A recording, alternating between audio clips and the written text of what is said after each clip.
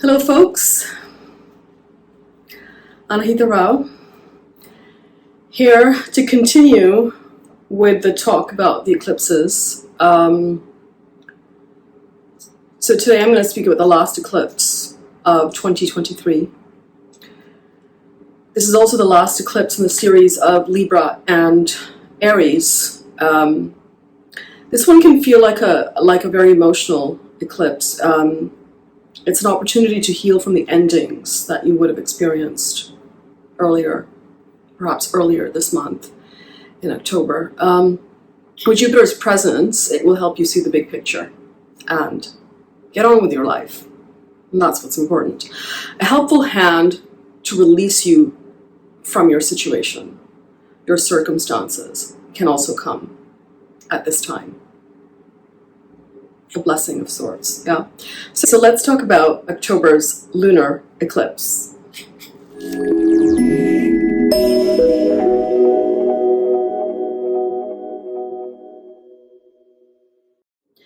We have a lunar eclipse taking place in Aries on October the 28th at approximately 10 p.m. UTC in the nakshatra of Ashwini at 11 degrees. Rahu will cause this eclipse, though it will be 11 degrees away, just about to exit Aries.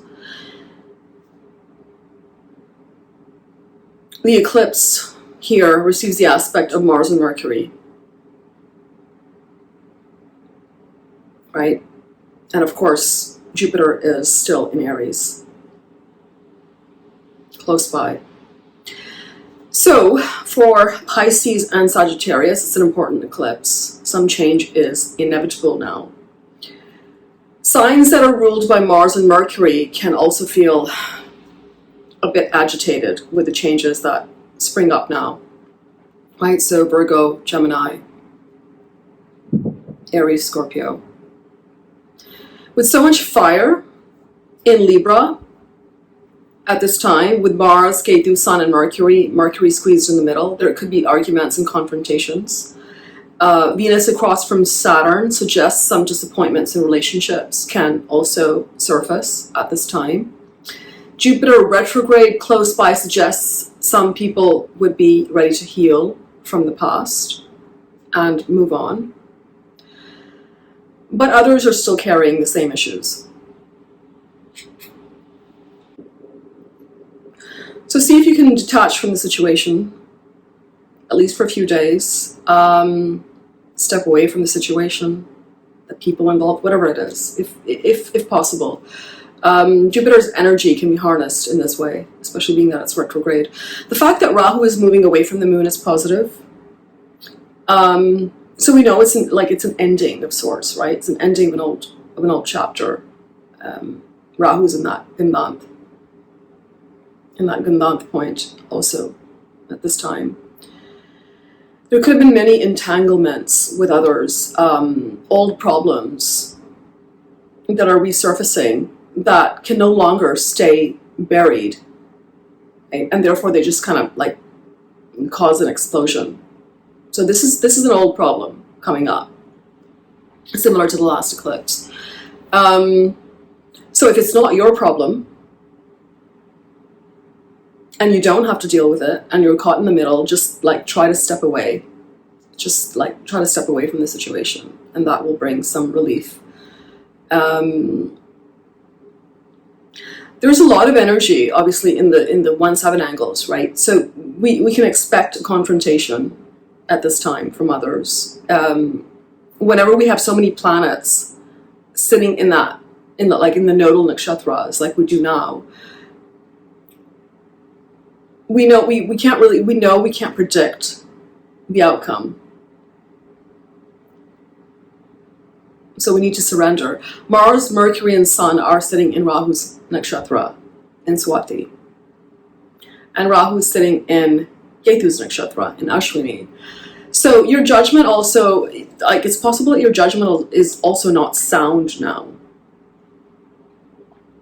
So it's not a good time to take willful actions. If you're placed in a situation where you have no choice, then see if you can get some advice or step back from the situation until you can act. Until after, just like 2 or 3 days after is fine. So by beginning of November. With a weak sun and a Saturn aspect on the eclipse, individual goals will not thrive now. So you will have to surrender a bit, compromise somewhat. Though compromise will be difficult with Mars, Mercury, and Ketu in Libra. See where Aries falls in your chart to see where you'll have to surrender. It's the last eclipse here, as I mentioned, that activates the... it's also the last eclipse that activates the Rahu Ketu nakshatras.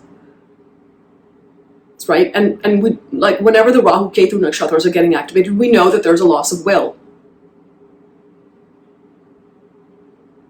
There's a loss of control.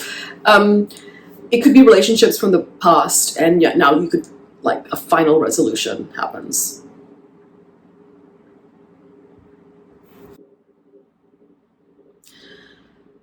At this time, your thoughts, your emotions can also feel very scattered and anxious because of so many planets in Swati, right, connecting with Rahu. Jupiter in Bharani points towards a beneficial transformation, though. Whether it's in our life path, whether it's in relationships. New pathways for growth are ready to open up now. And helpful and supportive people could also come your way to aid in this path. Yeah. Connecting with your guru or connecting with a spiritual practice is highly advisable and can do wonders at this time. Some unexpected travel can come up due to Swati being so energized at this moment. With that combust element there, like with Mercury and Mars, right? Ketu, Sun, Mercury, Mars. Communications will also be not just combative. It can be combative as sort of the other end of the spectrum, but at the very least, there might be some misunderstandings. The dark side of that Mars and Mercury association is that it just creates an angry mood, right? It creates aggressive confrontation.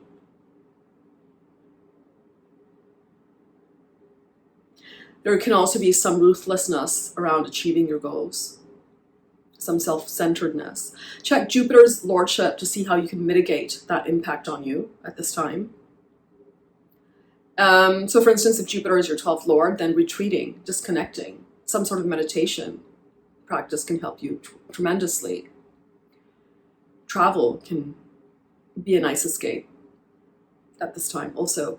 Of course, this eclipse directly impacts Aries and Libra, but also those who have personal planets close to that eclipse degree, as usual. So if you have a planet in Ashwini, if you have a planet in Swati, then that area of your life will be activated. You could see a new opening. You could see a new beginning after the ending. If you are in Rahu or Ketu Dasha or Bhukti, this is impactful, obviously. Rahu Ketu being doubly powerful now because their nakshatras are getting impacted. If you have a similar configuration in your chart, then you can feel it the most. This eclipse falls into the third pada of Ashwini, which is the Gemini Navamsa. Again, communication problems. Communication problems will be the central issue.